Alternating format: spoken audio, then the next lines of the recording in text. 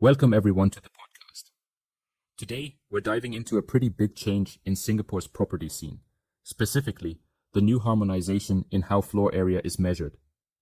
It's like a complete redefinition of the playing field for buyers and developers alike. I'm really excited about this topic. So, what's the main twist behind this harmonization? Yeah, basically, the shift is all about standardizing the way floor areas are measured. Before, different agencies, URA, SLA, BCA, SCDF, all used their own rules. And that meant the same property could have varying measurements based on which ruler you were using. Right, I remember some confusion about that. URA measured things including the full wall thickness, while SLA stopped at the wall's midpoint. Is that correct? Exactly, yep. So, for example, URA's gross floor area, GFA, included the complete thickness of external walls, excluding some voids, whereas SLA's strata area stopped at the midpoint of those walls. And then you've got BCA and SCDF with yet another approach. This mismatch definitely made comparisons quite tricky. I can see that. It's like trying to compare apples to, oranges. Each agency was using its own definition for what even counted as the usable or ownable space. Yeah, exactly. And this led to all sorts of inefficiencies where qualified persons had to spend extra time crunching numbers just to meet different regulatory boxes. Right. So now, with harmonization, all floor areas are measured to the midpoint of external walls, party walls, railings, parapet walls, pretty much anything on the outside, right? Yep, that's correct. Post-harmonization, everyone is using the same measuring stick. It's a big deal because it brings consistency across the board. All strata areas get included in GFA calculations, but the twist is that voids, like double height spaces, are now always excluded. Got it. So, buyers will now see a more realistic measurement of what's actually usable. That means, even if the listed floor area seems smaller, the actual living space is accurately represented. Right. Imagine it like this. Previously, it was like you were buying a bag of chips where the bag was huge because of all the air inside. Now, you're paying for the chips, not the air. It makes the price per chip, per square foot, seem higher, but it's actually a true reflection of, how much floor space you're actually getting. That's a neat analogy. But if PSF numbers are now higher, doesn't that, scare some buyers who might be used to lower figures before? Oh, for sure. It might appear that way because the listed area is smaller. But in reality, you're not being shortchanged on usable space. For instance, a unit that used to be 1000 SQFT might now be listed as 900 SQFT. It's just that the unreliable bits, like non-livable spaces and inflated void measurements, are no longer part of the equation. So, really, buyers just need to change their perspective. Instead of focusing solely on the PSF, they should look at the total purchase price and the functional living space. Yeah, right on. And this shift is also crucial when comparing older resale units, which may have been measured with the old definitions, to these new launches.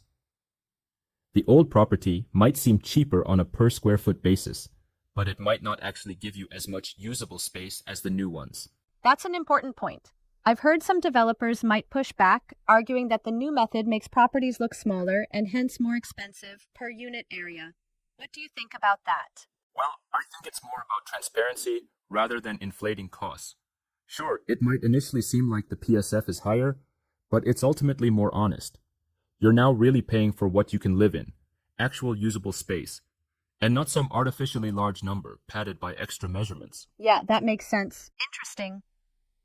So, if I'm a developer now, my challenge is to design smarter layouts without relying on gimmicks like oversized balconies or air conditioning ledges to pad the numbers. Exactly. Now balconies and such become an integral part of the price calculation because they are fully included in the GFA. So developers really have to innovate in layout design if they want to keep things appealing without compromising functionality. And it might even push for more efficient use of space overall. That puts a lot of pressure on design, huh? I mean, developers might need to rethink their usual strategies, maybe even reduce land bid prices or change how they market unit sizes. Absolutely. And speaking of marketing, this change might blur the lines of direct comparisons between old and new projects. Buyers will have to get savvy, asking questions like, Is that 900 SQFT more usable than that 1000 SQFT from a decade ago?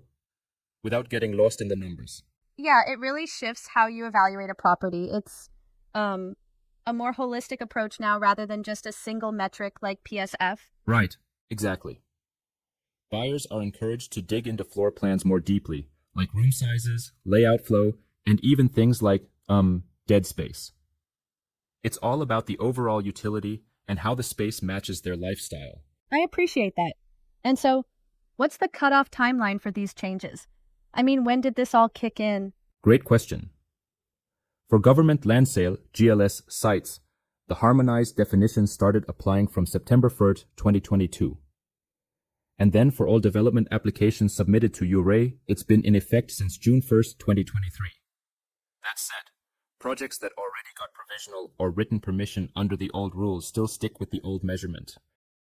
Okay. So, if I'm comparing two projects, one that started before June 2023 and one after, I really need to remember that the measurements aren't directly comparable, right? Exactly. Comparing PSF across pre-harmonization and post-harmonization projects is like comparing apples to, apples that are measured with different scales. Buyers have to put more emphasis on the full purchase price and the actual floor plan design.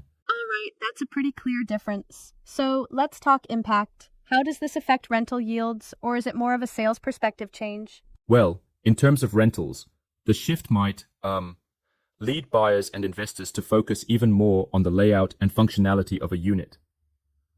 The total quantum price, the full sale price, remains a critical factor, not just the PSF. That said, enhanced transparency helps both buyers and investors understand the true value of a property. That makes sense. It seems like a win-win. More fairness for buyers and a push for developers to innovate in design. But I have to ask, could this lead to some confusion in the market initially? Oh, absolutely. There's bound to be an adjustment period. Some might argue that the new method temporarily increases market prices per square foot on paper. But really, it's just a change in measurement. Once everyone adapts and starts looking at metrics like total price and layout efficiency, it should settle into a more transparent and comparable system. That's reassuring to hear. I also wonder if this might pressure developers to design smaller, more compact units to maintain affordability. Indeed, that's one likely outcome. Since non-usable spaces can no longer be padded, developers might optimize for efficiency. It might mean fewer large, sprawling balconies or less emphasis on high-ceilinged units that inflate the numbers without adding real space. And yes, it could lead to compact, smartly designed living spaces. I like that. More thoughtful design, kind of like urban minimalism. But don't you think some buyers might miss the extra flair of those larger-looking spaces even if they aren't fully functional? That's a fair point. There could be a sentimental or aesthetic appeal to larger numbers on paper. However, in the long run, transparent measurements will help buyers invest in properties that truly offer livable space, rather than just inflated figures meant to lower the perceived cost per square foot. Yes, exactly. So, ultimately, harmonization isn't just about numbers, it's about shifting focus to actual value, and it pushes both buyers and developers to think beyond surface metrics. Spot on. It changes the way we evaluate property value. It's a bit like upgrading your phone's camera, not just more megapixels, but showing you the real picture. And buyers, armed with this knowledge, can make smarter decisions. I love that analogy. Focusing on the overall utility of a space instead of getting misled by inflated numbers can really change the game for property investment. Absolutely. And for our listeners, the takeaway is to look deeper. Don't just focus on the PSF.